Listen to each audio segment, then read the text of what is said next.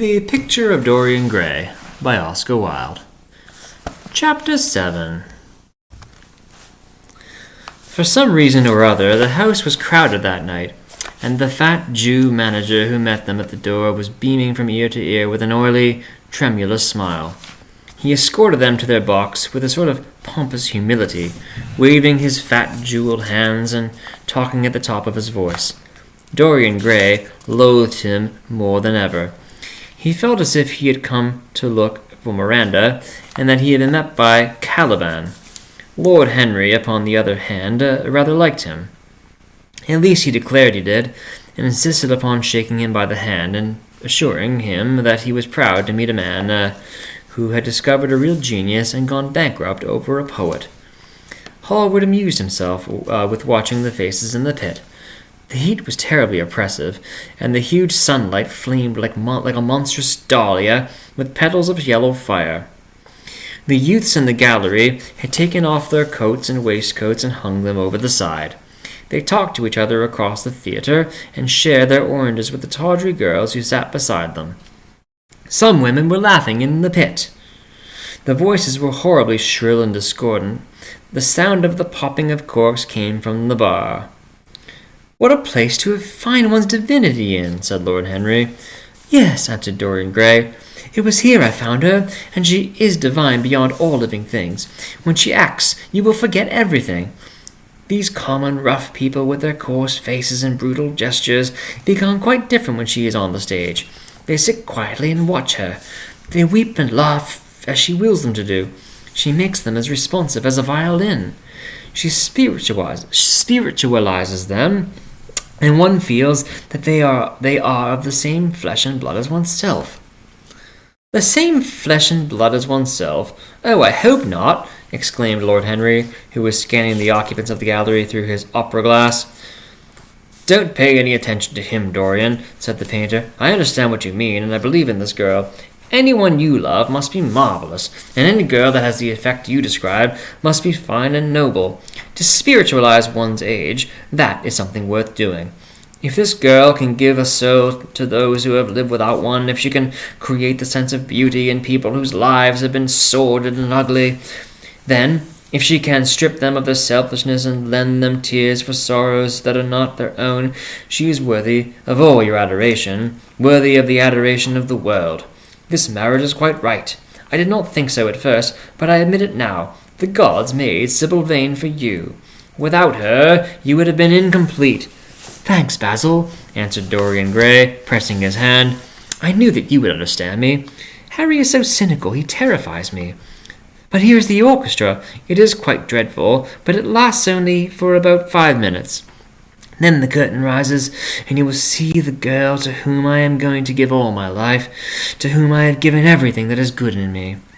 A quarter of an hour afterwards, amidst an extraordinary turmoil of applause, Sybil Vane stepped onto the stage. Yes, she was certainly lovely to look at, one of the loveliest creatures, Lord Henry thought, that he had ever seen. There was something of the fawn in her shy grace and startled eyes.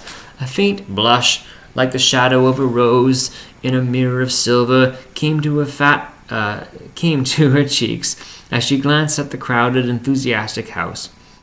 She stepped back a few paces, and her lips seemed to tremble. Basil Hallward leaped to his feet and began to applaud. Motionless, and as one in a dream, sat Dorian Gray, gazing at her. Lord Henry peered through his glasses, murmuring, "Charming, charming."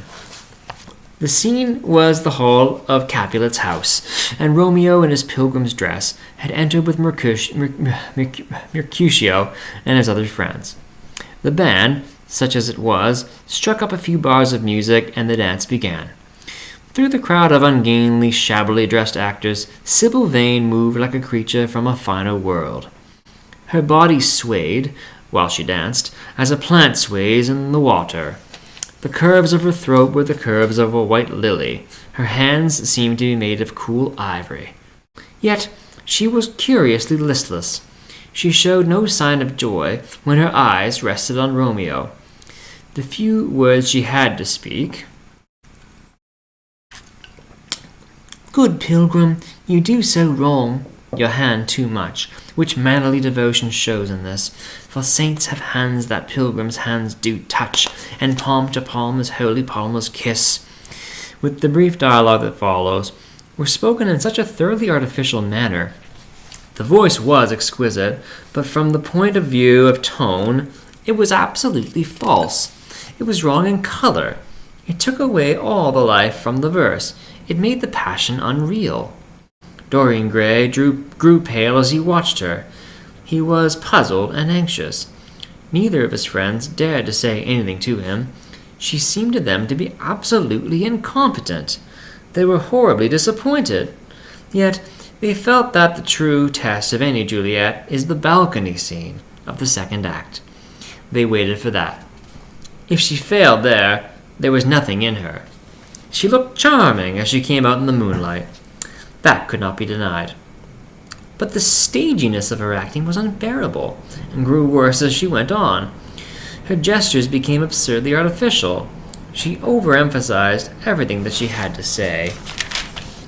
The beautiful passage, "Thou knowest the mask of night is on my face, else would a maiden blush bepaint my cheek, for that which thou hast heard me speak tonight," was declaimed with the painful precision of a schoolgirl who has been taught to recite by some second-rate professor of elocution. When she leaned over the balcony and came to those wonderful lines, "Although I joy in thee, I have no joy of this contract tonight. It is too rash, too unadvised, too sudden, too like the lightning which doth cease to be, ere one can say it lightens. Sweet good night. This bud of love by summer's ripening breath may prove a beauteous flower when we next meet." She spoke the words as though they conveyed no meaning to her. It was not nervousness. Indeed, so far from being nervous, she was absolutely self-contained. It was simply bad art. She was a complete failure.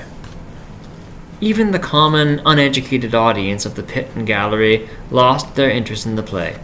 They got restless and began to talk loudly and to whistle. The Jew manager, who was standing at the back of the dress circle, stamped and swore with rage. The only person unmoved was the girl herself. When the second act was over, there came a storm of hisses, and Lord Henry got up from his chair and put on his coat. "She is quite beautiful, Dorian," he said, "but she can't act. Let us go." "I am going to see the play through," answered the lad in a hard, bitter voice. "I am awfully sorry that I made you waste an evening, Harry. I apologize to you both." "My dear Dorian, I should think Miss Vane was ill," interrupted Hallward. "We will come some other night." "I wish she were ill," he rejoined, "but she seems to me to be simply callous and cold. She is entirely altered. Last night she was a great artist. This evening she's merely a commonplace, mediocre actress." "Don't talk like that about anyone you love, Dorian. Love is a more wonderful thing than art." "They are both simply forms of imitation," remarked Lord Henry. "But do let us go. Dorian, you must not stay here any longer. It is not good for one's morals to see bad acting. Besides, I don't think you will want your wife to act. So what does it matter if she plays Juliet like a wooden doll? She's very lovely, and if she knows as little about life as she does about acting, she will be a delightful experience. There are only two kinds of people who are really fascinating: people who know absolutely everything, and people who know absolutely nothing." "Good heavens, my dear boy, don't look so tragic. The secret of remaining young is never to have an emotion that is unbecoming. Come to the club with Basil and myself. We will smoke cigarettes and drink to the beauty of Sybil Vane. She is beautiful. What more can you want?" "Go away, Harry," cried the lad. "I want to be alone. Basil, you must go. Can't you see that my heart is breaking?" The hot tears came into his eyes. His lips trembled, and rushing to the back of his box, he leaned up against the wall, hiding his face in his hands. "Let us go, Basil," said Lord Henry with a strange tenderness in his voice, and the two young men passed out together. A few moments afterwards the footlights flared up, and the curtain rose on the third act. Dorian Gray went back to his seat. He looked pale and proud and indifferent. The play dragged on and seemed interminable. Half of the audience went out, tramping in heavy boots and laughing. The whole thing was a fiasco. The last act was played to almost empty benches. The curtain went down on a titter and some groans. As soon as it was over, Dorian Gray rushed behind the scenes into the green room. The girl was standing there alone, with a look of triumph on her face. Her eyes were lit with an exquisite fire. There was a radiance about her. Her parted lips were smiling over some secret of their own. When he entered, she looked at him, and an expression of infinite joy came over her. "How badly I acted tonight, Dorian!" she cried. "Horribly," he answered, gazing at her in amazement. "Horribly! It was dreadful! Are you ill? You have no idea what it was. You have absolutely no idea what I suffered." The girl smiled. "Dorian," she answered, lingering over his name with a long-drawn music in her voice, as though it were sweeter than honey to the red petals of her mouth. "Dorian, you should have understood. But you understand now, don't you?" "Understand what?" he asked, angrily. "Why I was so bad tonight. Why I shall always be bad. Why I shall never act well again." He shrugged his shoulders. "You are ill, I suppose. When you are ill, you shouldn't act. You make yourself ridiculous. My friends were bored. I was bored." She seemed not to listen to him. She was transfigured with joy. An ecstasy of happiness dominated her. "Dorian, Dorian," she cried. "Before I knew you, acting was the one reality in my life. It was only in the theater that I lived. I thought that it was all true. I was Rosalind one night and Portia the other. The joy of Beatrice was my joy, and the sorrows of Cordelia were mine also. I believed in everything. The common people who acted with me seemed to me to be godlike. The painted scenes were my world. I knew nothing but shadows, and thought them real. You came, oh my beautiful love, and you freed my soul from prison. You taught me what reality really is. Tonight, for the first time in my life, I saw through the hollowness, the sham, the silliness of the empty pageant in which I had always played. Tonight, for the first time, I became conscious that Romeo was hideous, and old and painted, and that the moonlight in the orchard was false, that the scenery was vulgar, and that the words that I had to speak were unreal, were not my words, were not what I wanted to say. You had brought me something higher, something of which all art is but a reflection. You had made me understand what love really is. My love, Prince Charming, Prince of Life, I have grown sick of shadows. You are more to me than all art can ever be. What have I to do with the puppets of a play? When I came on tonight, I could not understand how it was that everything had gone from me. I thought that I was going to be wonderful. I found that I could do nothing. Suddenly it dawned on my soul what it all meant. The knowledge was exquisite to me. I heard them hissing, and I smiled. What could they know of a love such as ours? Take me away, Dorian, take me away with you, where we can be quite alone. I hate the stage. I might mimic a passion that I do not feel, but I cannot mimic one that burns me like fire. Oh, Dorian, Dorian, you understand now what it signifies. Even if I could do it, it would be profanation for me to play at being in love. You have made me see that." He flung himself down on the sofa and turned away his face. "You have killed my love," he muttered. She looked at him in wonder and laughed. He made no answer. She came across to him and, with her little fingers, stroked his hair. She knelt down and pressed his hands to her lips. He drew them away, and a shudder ran through him. Then he leapt up and went to the door. "Yes," he cried, "you have killed my love. You used to stir my imagination. Now you don't even stir my curiosity. You simply produce no effects. I loved you because you were marvelous, because you had genius and intellect, because you realized the dreams of great poets and gave shape and substance to the shadows of art. You've thrown it all away. You are shallow and stupid. My God, how mad I was to love you. What a fool I have been. You are nothing to me now. I will never see you again. I will never think of you. I will never mention your name. You don't know what you were to me once. Why, once. Oh, I can't bear to think of it. I wish I had never laid eyes upon you. You have spoiled the romance of my life. How little you can know of love if you say it mars your art. Without your art you are nothing. I would have made you famous, splendid, magnificent. The world would have worshipped you, and you would have borne my name.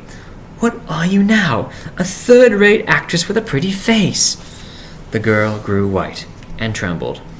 She clenched her hands together, and her voice seemed to catch in her throat. "You are not serious, Dorian," she murmured. "You are acting." "Acting? Leave that to you. You do it so well," he answered bitterly.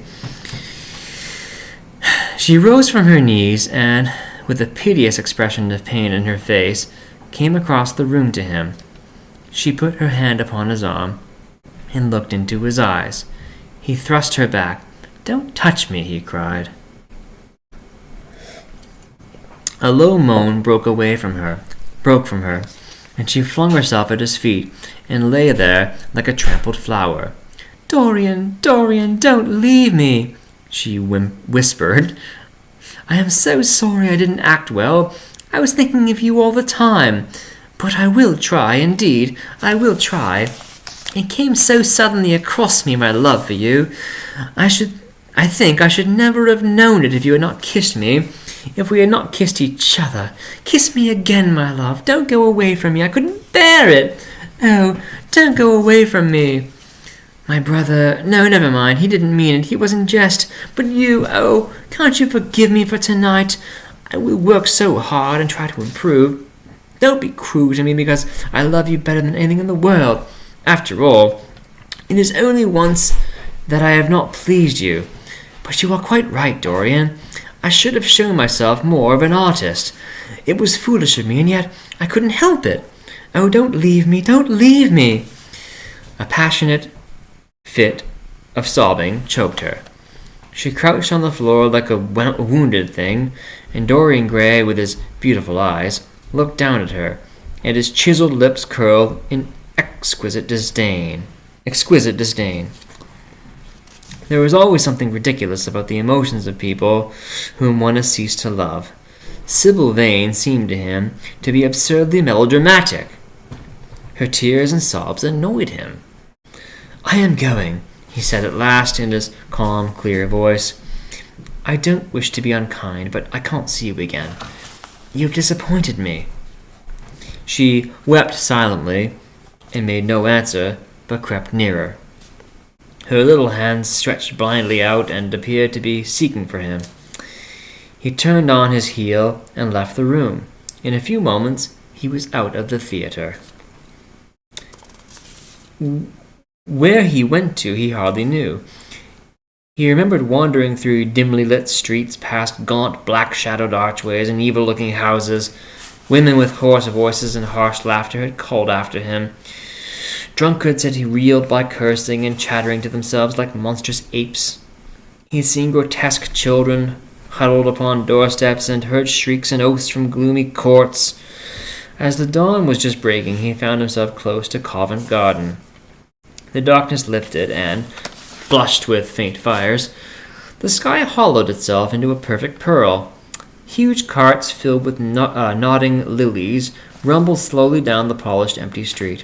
The air was heavy with the perfume of the flowers, and their beauty seemed to bring him an anodyne for his pain. He followed into the market and watched the men unloading their wagons. A white-smocked carter offered him some cherries.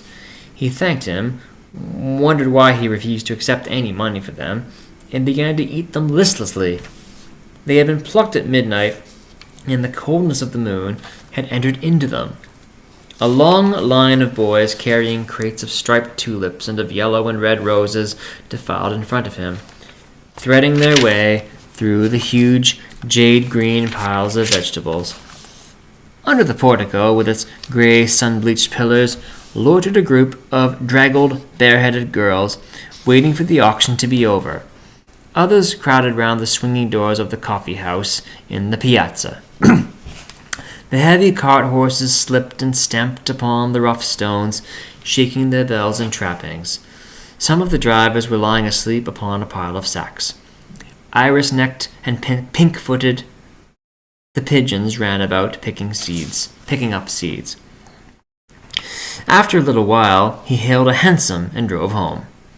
For a few moments he loitered upon the doorstep, looking round at the silent square with its blank, close-shuttered windows and its staring blinds. The sky was pure opal now, and the roofs of the houses glistened like silver against it. From some chimney opposite a thin wreath of smoke was rising.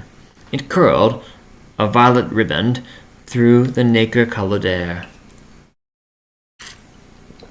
In the huge gilt Venetian lantern, spoil of some doge's barge that hung from the ceiling of the great oak-panelled hall of entrance, lights were still burning from 3 flickering jets. Thin blue petals of flame they seemed, rimmed with white fire. He turned them out and, having thrown his hat and cape upon the table, passed through the library towards the door of his bedroom, a large octagonal chamber on the ground floor that, in his newborn feeling for luxury, he had just decorated for himself, and hung with some curious Renaissance tapestries that he had been discovered stored in a disused attic at Selby Royal. As he was turning the handle of the door, his eye fell upon the portrait Basil Hallward had painted of him. He started back, as if in surprise. Then he went into his own room, looking somewhat puzzled. After he had taken the buttonhole out of his coat, he seemed to hesitate. Finally he came back, went over to the picture, and examined it. In the dim arrested light that struggled through the cream-colored silk blinds, the face appeared to him to be a little changed. The expression looked different. One would have said that there was a touch of cruelty in the mouth. It was certainly strange. He turned round and, walking to the window, drew up the blind. The bright dawn flooded the room and swept the fantastic shadows into dusty corners where they lay shuddering. But the strange expression that he had noticed in the face of the portrait seemed to linger there, to be quite intensified even. The quivering ardent sunlight showed him the lines of cruelty round the mouth as clearly as if he had been looking into a mirror after he had done some dreadful thing. He winced, and taking up from the table an oval glass framed in ivory cupids, one of Lord Henry's many presents to him, glanced hurriedly into its polished depths. No line like that warped his red lips. What did it mean? He rubbed his eyes and came close to the picture and examined it again. There were no signs of any change when he looked into the actual painting, and yet there was no doubt that the whole expression had altered. It was not a mere fancy of his own. The thing was wholly apparent. He threw himself into a chair and began to think. Suddenly there flashed across his mind what he had said in Basil Hallward's studio the day the picture had been finished. Yes, he remembered it perfectly. He had uttered a mad wish that he himself might remain young and that the portrait grow old, that his own beauty might be untarnished and the face on the canvas bear the burden of his passions and his sins, that the painted image might be seared with the lines of suffering and thought, and that he might keep all the delicate bloom and loveliness of his then just conscious boyhood. Surely his wish had not been fulfilled. Such things were impossible. It seemed monstrous even to think of them. And yet there was the picture before him with the touch of cruelty in the mouth. Cruelty? Had he been cruel? It was the girl's fault, not his. He had dreamed of her as a great artist, had given his love to her because he had thought her great. Then she disappointed him. She had been shallow and unworthy. And yet a feeling of infinite regret came over him as he thought of her lying at his feet sobbing like a little child. He remembered with what callousness he had watched her. Why had he been made like that? Why had such a soul been given to him? But he had suffered also. During the 3 terrible hours that the play had lasted, he had lived centuries of pain, aeon upon aeon of torture. His life was worth hers. She had marred him for a moment, as if he had wounded her for an age. Besides, women were better suited to bear sorrow than men. They lived on their emotions. They only thought of their emotions. When they took lovers, it was merely to have someone with whom they could have scenes. Lord Henry had told him that, and Lord Henry knew what women were. Why should he trouble about Sybil Vane? There was nothing to him now. But the picture? What was he to say of that? It held the secret of his life and told his story. It had taught him to love his own beauty. Would it teach him to loathe his own soul? Would he ever look at it again? No, it was merely an illusion wrought on the troubled senses. The horrible night that he had passed had left phantoms behind it. Suddenly, there had fallen upon his brain that tiny scarlet speck that makes men mad. The pictures had not changed. It was folly to think so. Yet, it was watching him, with its beautiful marred face and its cruel smile. Its bright hair gleamed in the early sunlight. Its blue eyes met his own. A sense of infinite pity, not for himself, but for the painted image of himself, came over him. It had altered already, and would alter more. Its gold would wither into gray. Its red and white roses would die. For every sin that he committed, a stain would fleck and wreck its fairness. But he would not sin. The picture, changed or unchanged, would be to him the visible emblem of conscience. He would resist temptation. He would not see Lord Henry any more. Would not, at any rate, listen to those subtle poisonous theories that in Basil Hallward's garden had first stirred within him the passion for the impossible things. He would go back to Sybil Vane, make her amends, marry her, try to love her again. Yes, it was his duty to do so. She must have suffered more than he had, poor child. He had been selfish and cruel to her. The fascination that she had exercised over him would return.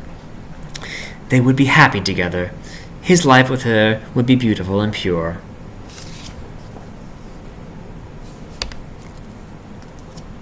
He got up from his chair and drew a large screen right in front of the portrait, shuddering as he glanced at it. How horrible! He murmured to himself, and walked across to the window and opened it. When he stepped out onto the grass, he drew a deep breath. The fresh morning air seemed to drive away all of his somber passions. He thought only of Sybil. A faint echo of his love came back to him. He repeated her name over and over again. The birds that were singing in the dew-drenched garden seemed to be telling the flowers about her. End of chapter 7. Hope you've all had fun tonight, folks. See you soon.